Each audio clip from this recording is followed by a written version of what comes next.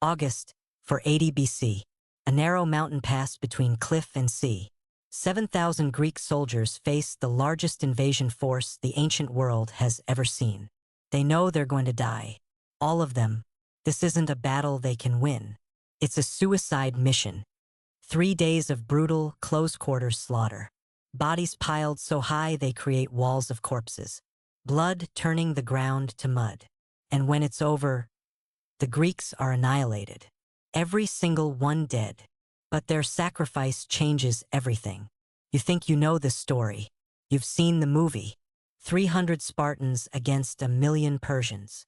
Slow-motion battles. Shirtless warriors. Epic one-liners. That's Hollywood. It's fiction. It's propaganda. The real Battle of Thermopylae is darker, more complex, and far more interesting than the myth.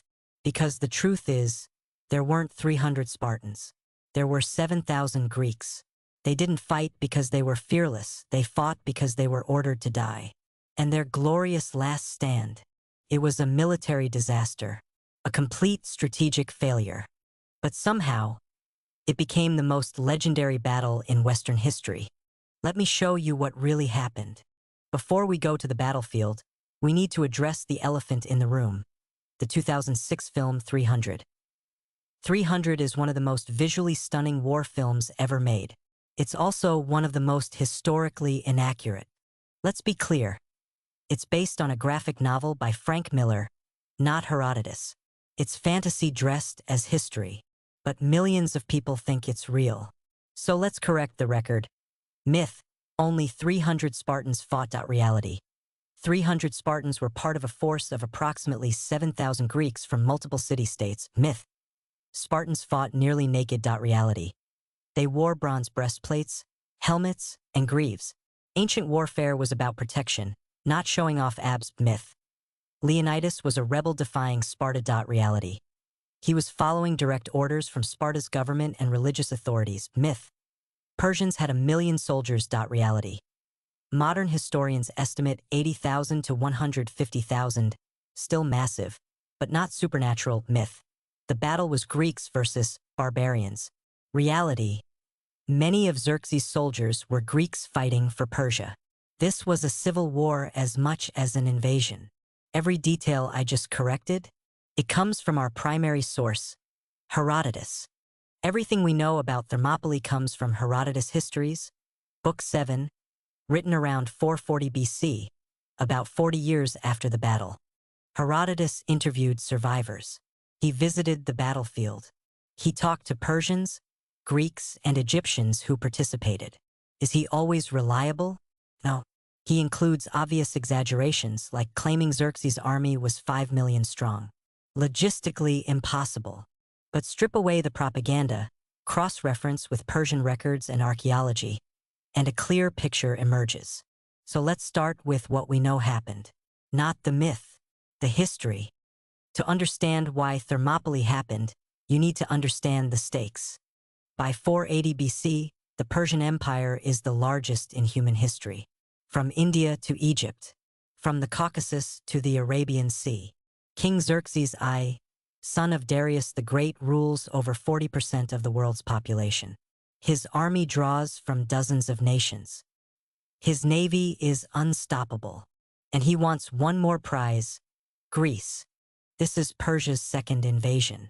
10 years earlier, in 490 BC, Xerxes' father Darius sent an expedition to punish Athens for supporting a rebellion in Persia. That invasion ended at Marathon, where outnumbered Athenians somehow won a shocking victory. The Persians retreated. Xerxes inherited his father's grudge. And unlike Darius, he's bringing everything. Ancient sources claim absurd numbers. Herodotus says 5 million soldiers. Obviously propaganda. Modern historians, analyzing logistics, supply lines, and ship capacity, estimate army, 80,000 to 150,000 soldiers. Infantry, cavalry, archers. Navy, 600 to 700 warships, plus supply vessels. Support personnel, camp followers, engineers, medical staff, laborers. Still massive. the largest military force assembled to that point in history. And Greece? Divided, fractious, outnumbered. No unified command. City-states that hate each other more than they fear Persia. But a few decide to resist. A coalition forms. Athens, Sparta, Corinth, Thebes, initially, and smaller states. They agree to coordinate defense. The plan: delay the Persian advance. Buy time for the Greek fleet to engage Persia's navy. Force a two-front war. To delay the army, they need a choke point. Somewhere Persia's numbers mean nothing. They choose Thermopylae.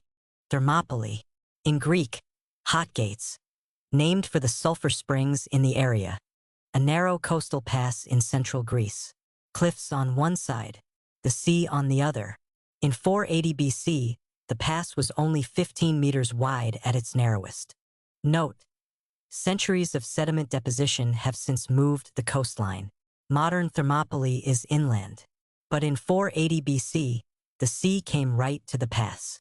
This geography is perfect for a defensive stand.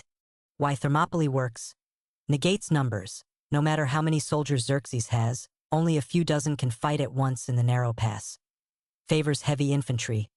Greek hoplites, armored spearmen fighting in tight phalanx formation, dominate in confined spaces. Natural obstacles. Cliffs prevent flanking from the west. Sea prevents flanking from the east. Supply advantage. Greek forces are close to home. Persians are far from their supply base. It's the ancient equivalent of a castle gate. The ultimate defensive position. There's just one problem. Behind the pass, a mountain path, the Anapia Path, winds around the cliffs and emerges behind the Greek position. It's narrow, difficult, and easily defended. But it exists. Leonidas knows about it. He stations 1,000 Phocian troops to guard it. That decision will determine the battle's outcome. Before we get to the battle itself, subscribe if you want history without the Hollywood BS. Just facts, just evidence, just what really happened. And comment: did you learn Thermopylae from the movie 300? Or from actual history? Be honest. No judgment. Now, let's watch 7,000 men march to their deaths. Late August, 480 BC, the Greek force arrives at Thermopylae. Let's be precise about numbers.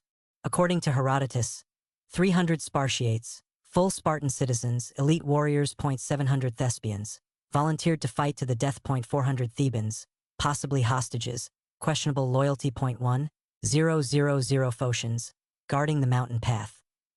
600 other Greeks from Mycenae, Corinth, Mantinea, Orchomenus, Arcadia, and other cities. Total, 7,000 men. Not 300. 7,000. But that number will change. Xerxes arrives with his massive army. He sees the Greek force. Tiny, pathetic compared to his host. He waits 4 days. He's confident they'll flee. Why wouldn't they? They don't flee. Xerxes orders an attack. Persian infantry advances into the pass. And they're slaughtered. The Greek phalanx is designed for this. Overlapping shields, long spears, dory, heavy armor. A wall of bronze and wood. Persians fight differently. Lighter armor, shorter weapons, relying on mobility and archery. In the narrow pass, mobility means nothing. Archery can't penetrate Greek shields. Persian soldiers are funneled directly into Greek spear points. They die by the hundreds. The pass becomes clogged with bodies. Frustrated, Xerxes sends his elite guard, the Immortals, 10,000 of Persia's finest warriors. They fare no better. Herodotus describes Spartans using a tactical feint, pretending to retreat, drawing Persians forward, then turning and counterattacking while the enemy is disorganized. Casualties mount. Day 1 ends. Greeks hold. Day 2, more of the same.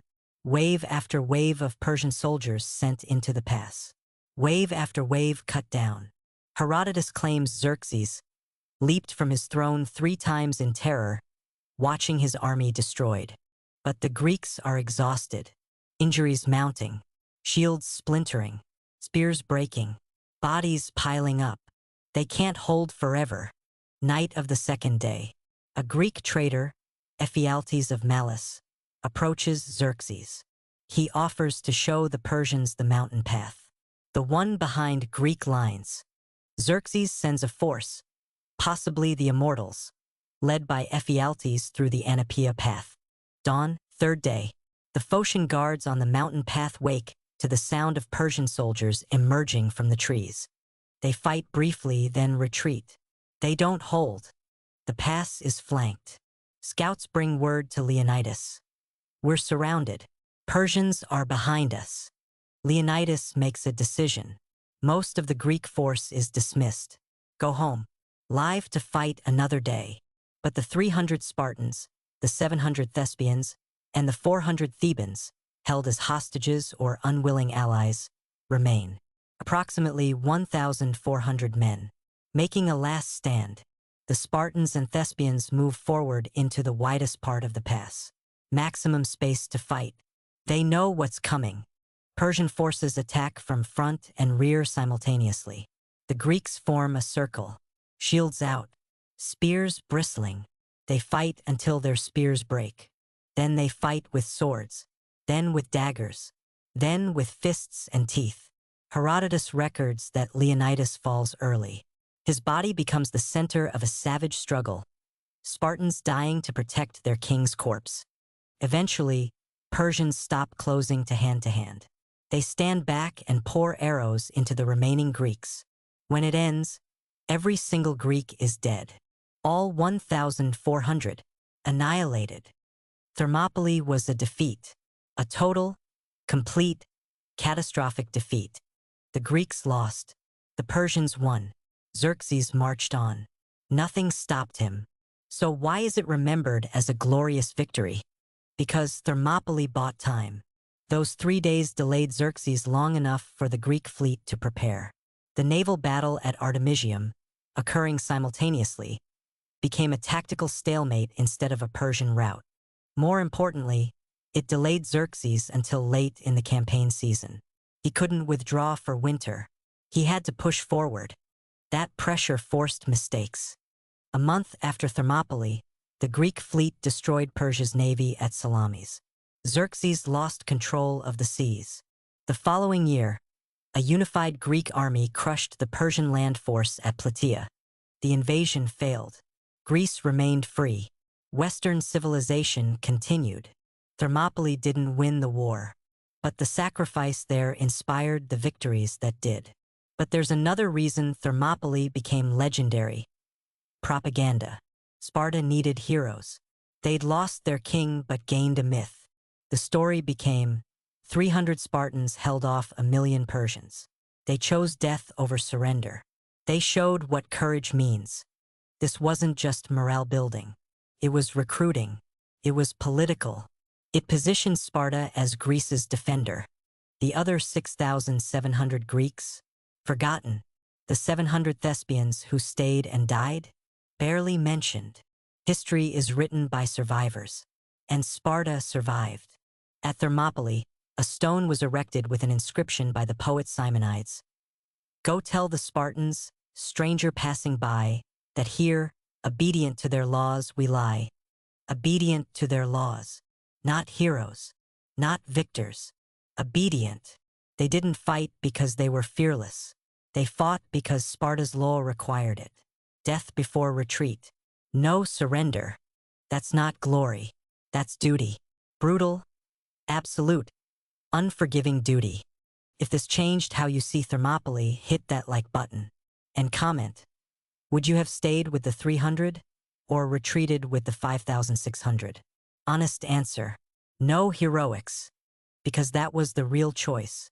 And most men chose life. Now, what does archaeology say? So how do we know any of this is real? Couldn't Herodotus have invented it? Modern Thermopylae doesn't look like the ancient battlefield. Sediment from the Spercheios River has pushed the coastline north by 5 kilometers. Where the sea once lapped at the pass, there's now farmland. The narrow choke point? Gone. But archaeology confirms the ancient accounts. The Kolonos Hill, identified as the site where Spartans made their final stand, Bronze arrowheads and weapon fragments found here. Persian arrowheads, thousands discovered, confirming massive arrow volleys described by Herodotus. Greek and Persian weapon remains. Swords, spear points, armor fragments. Battle definitely occurred here. Burial evidence. Mass burial sites consistent with battlefield casualties. The Phocian Wall, remains of defensive wall built by Greeks, matching Herodotus's description. Every major detail Herodotus recorded, verified. Today, a monument stands at Thermopylae. A bronze statue of King Leonidas, shield raised, spear ready. Beneath it, the inscription, the one that defined the battle's meaning. And nearby, a smaller memorial, often overlooked, to the 700 Thespians, who also stayed, who also died. They deserve to be remembered too. The Battle of Thermopylae was a defeat, but it became a legend because it represented something larger than tactics or casualties. It became a story about choice, about standing against impossible odds not because you'll win, but because retreat is unthinkable. Was it propaganda? Yes. Was it militarized? Absolutely. Sparta used it to justify their brutal society for centuries. But strip away the mythology, and the truth remains. 7,000 men, not 300 but 7,000, held a pass for 3 days against the largest army ever assembled. And 1,400 of them chose death over surrender. That's not fiction. That happened. That's real. So yes, forget the movie. Forget the abs and the slow motion. Forget, this is Sparta. And all the one-liners. Remember instead, 7,000 Greeks. 3 days. 1,400 who stayed. That's the real story. And it's more than enough. If you want more history that separates truth from Hollywood, subscribe now. We don't do myths. We do facts. Hit that like button if you never knew there were 7,000 Greeks at Thermopylae, not 300. And final question for the comments. What's another famous battle where the popular version is completely wrong? Give me your best example. Let's crowdsource a list of myths to bust. I'll see you in the next investigation, where we prove that real history is always more interesting than fiction. Because Hollywood gives you heroes. History gives you humans. And humans who choose to fight when they know they'll die. That's more heroic than any movie.